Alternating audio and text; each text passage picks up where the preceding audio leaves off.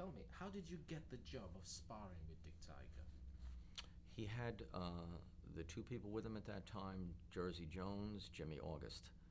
And I had been in Carter's camp and Carlos Ortiz's camp, and I had boxed with Emil Griffith and some other fighters in the area. And I really wanted to see for myself what it would be like to spar with Dick Tiger. So I brought some newspaper clippings and went down to see them in the garden, and they gave me a try.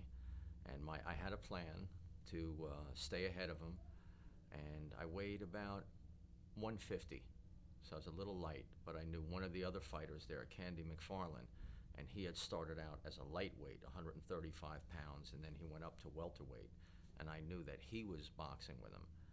And I knew if I could turn him, and like Giardello did, and really work my jab and give him work, that I would be an asset to him.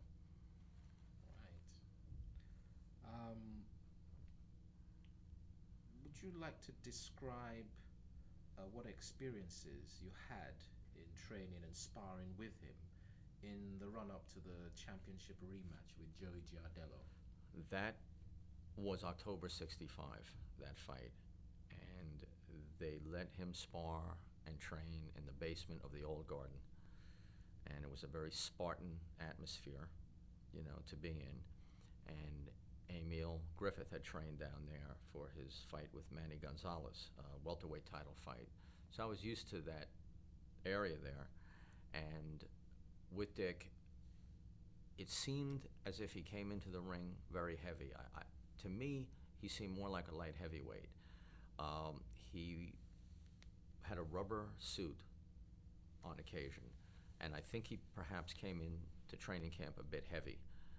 But when he would make 159 or 160, he looked very big. He was like ripped to the bone. But in the beginning of camp, he seemed a bit heavy. And I had boxed with Jose Manon Gonzalez, who gave this appearance also, where Carter and Griffith were more svelte and symmetrical. They looked, powerful. But Tiger, he just was like a freight train. He was just so, I call it the couplings, his knees, his joints, his thigh muscles were so powerful that I would have to utilize my speed to stay ahead of him. And if he cornered you, he would blast away at the body.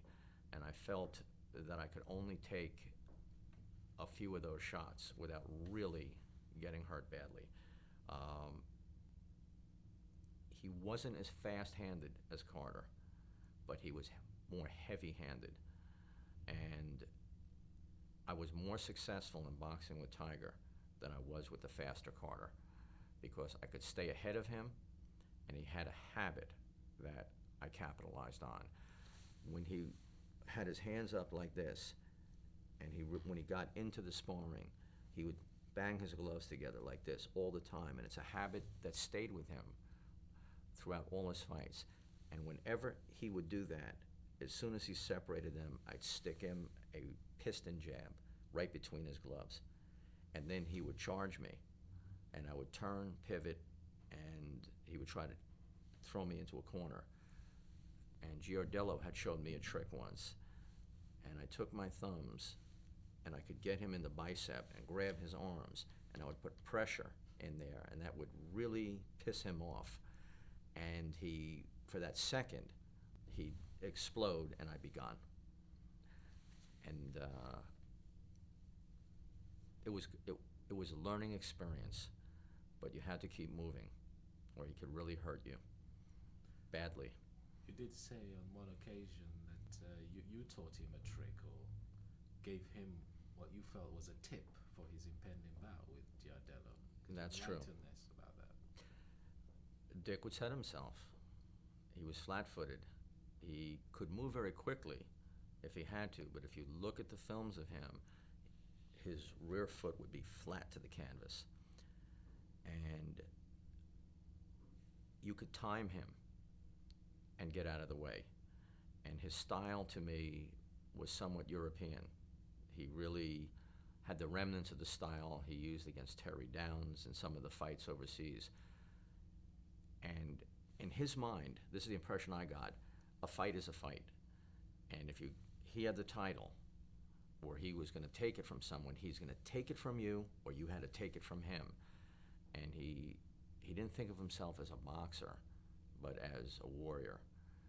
And it's a professional boxing match. And I knew that Giardello had been in there with him before. They ended up splitting 4 fights, 2 apiece. And Giardello had been in there with Reuben Carter, and he went nowhere. You had to bring a lunch to fight him. He's going to be there at the end.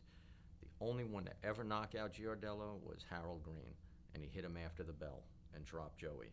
But every lion or tiger that he ever was in with was there for the long run. So I said to him one day, there's a chance he's going to outpoint you. And I would make a suggestion if I could, to tell the master, a way to change your style, just a little bit.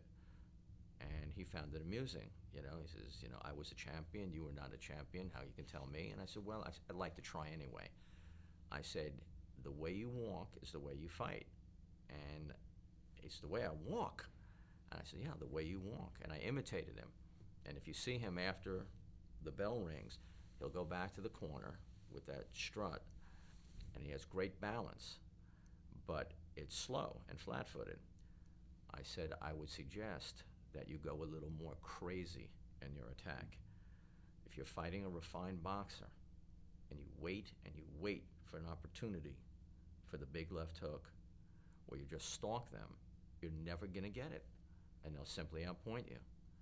But if you go crazy and take up the slack, if you have to run at them and then blast away, just don't be so refined in your movements. Just go a little crazy sometimes. And he thought it was amusing, so I demonstrated it to him.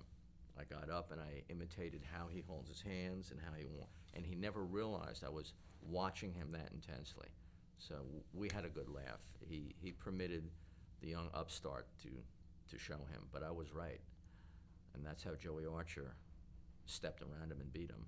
And that's how Giardello was able to do it. But this time, if you watch the films of the fight, he exploded on him. And there was some viciousness there. And he took it out on Joey G. And he got the title back. So I like to tell myself I helped a little. Makes me feel good.